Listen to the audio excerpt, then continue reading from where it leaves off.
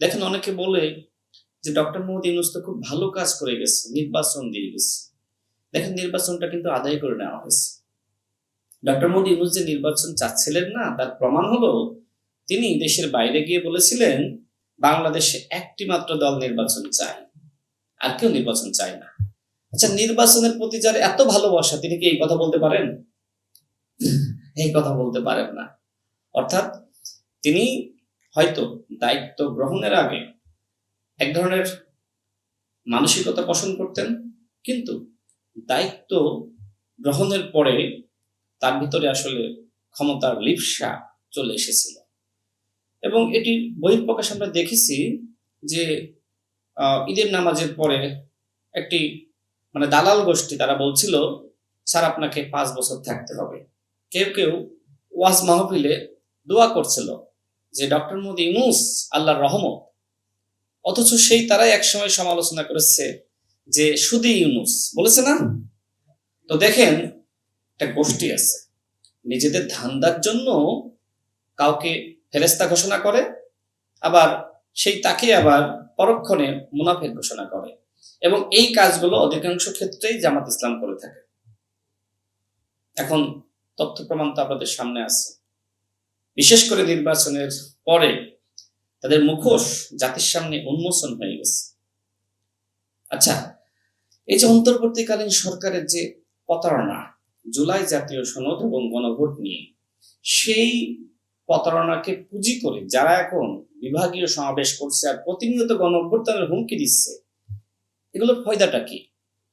মানুষের কাছে স্পষ্ট যে ডক্টর মোহাম্মদ ইউনূস এবং তার গঠিত ঐক্যমত কমিশন যে প্রতারণা করেছিল, আপনারা এখন এই যে ফাও ফাও এই বিভাগীয় সমাবেশ করে সময় নষ্ট করতেছেন, অর্থ নষ্ট করতেছেন। মানুষের কাছে তো সবই আছে, তাই না?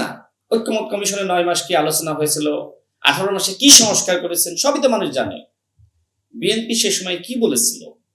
একদম শেষের দিকে বিএনপি বলেছিল যে ঠিক আছে, যতটুকু ভিন্নমত আমাদের মধ্যে আছে, আপনারা প্রত্যেকটা দল আপনাদের নির্বাচনী ইস্তেহারে এই ভিন্নমতগুলো আপনারা তুলে ধরেন এবং জনগণকে বলেন যে আমাদেরকে যদি ভোট দেন, আমাদেরকে ক্ষমতায় বসান, আমরা এই ভিন্নমতগুলো আমরা বাস্তবায়ন করব। তার মানে কি?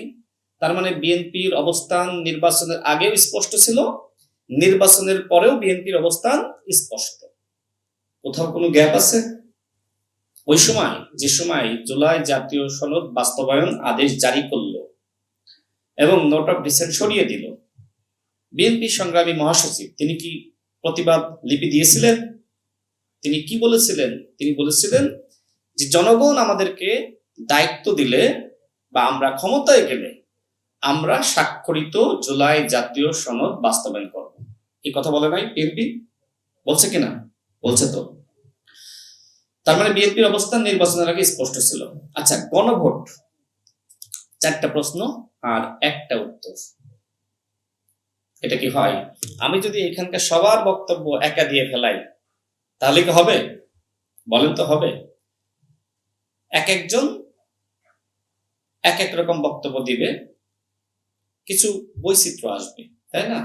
তো আপনি আমাকে 4টা প্রশ্ন করলেন আর বললেন যে আপনাকে একটাই উত্তর দিতে হবে। তো আমরা তো সেটাই বলেছিলাম যে এই জুলাই জাতীয় সনদের উপর গণভোট করেন উইথ নোট অফ ডিসেন্ট। একটা প্রশ্ন, একটা উত্তর, সহজ সমাধান। আপনারা সহজ জিনিস বোঝেন না, গোলা করে পানি খান। তো এখন এই যে প্রোগ্রামগুলো করতেছেন, লাভটা কি হচ্ছে? জনগণের কোনো অংশগ্রহণ আছে? এনসিপি এবং জামাতে কর্মসূচিতে জনগণের কোনো অংশগ্রহণ নাই। সেই ফ্যাসিবাদী জামানায় বিএনপি বিভাগীয় সমাবেশ করেছিল, মানুষের অংশগ্রহণ দেখেন নাই? সাইকেল চালিয়ে, পায়ে হেঁটে, মুড়ি এবং গুড় নিয়ে, নৌকায়, এরপরে ট্রলারে, এগুলো দেখেন নাই মানুষ কিভাবে আসছিল? কলা গাছের ভেলায়। তা আপনাদের বিভাগীয় সমাবেশে সাধারণ মানুষের অংশগ্রহণ কোথায়? আমরা তো দেখছি না। এই যে বলছেন একজন বর্ষিয়ান নেতা, তাকে অবশ্যই আমরা শ্রদ্ধা করি, কারণ মহান মুক্তিযুদ্ধে তিনি ভূমিকা রেখেছেন। আমাদের সেই নেতার নাম হলো কর্নেল অলি আহমেদ, যদিও শেখ হাসিনার সময়ে তিনি গোয়েন্দা সংস্থার ফাঁদে পা দিয়েছিলেন, এটা তারেক ভাই জানেন।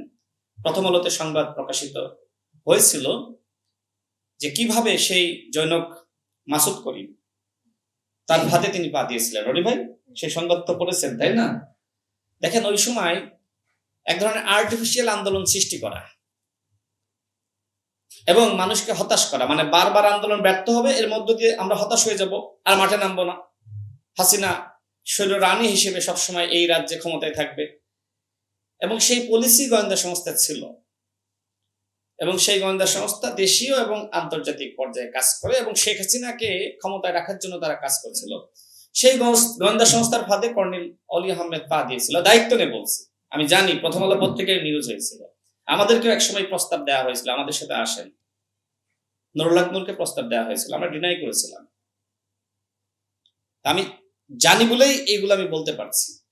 সেই কর্নেল অলি আহমেদ এখন বলছেন জামাতের আমির ডাক্তার শফিকুর রহমান, ছোট ছেলে নাহিদ ইসলাম, ঠিক এই শব্দটাই উচ্চারণ করেছেন, ছোট ছেলে নাহিদ ইসলাম, এবং মাওলানা মামুনুল হক, অর্থাৎ ডাক্তার শফিকুর রহমানের নেতৃত্বে নাহিদ ইসলাম, মাওলানা মামুনুল হক যদি একতাবদ্ধ হয়ে রাজপথে নামে, বিএনপি সরকারের 7 দিনে পতন হবে। 7 দিন কি হয় নাই? 7 দিন তো হয়ে গেছে, পতন তো হইল না। দেখেন, আপনার কথার গুরুত্ব থাকতে হবে।